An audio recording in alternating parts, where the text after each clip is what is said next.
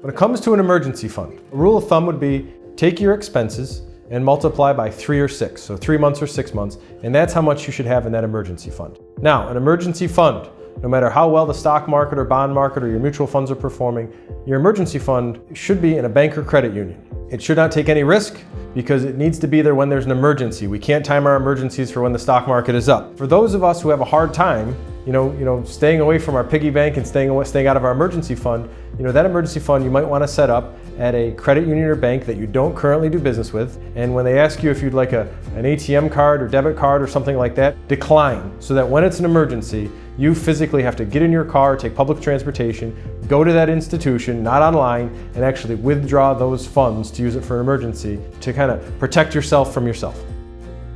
It can be kind of intimidating to look at that figure of 3 or 6 months worth of expenses and then look at your savings account, which currently has $0 in it. There's a pretty big gap between here or there. It's important not to give up when you see that number, and whatever amount it is that you can give every week or every pay period, make sure that it's consistent and just build it up over time until you get to that number.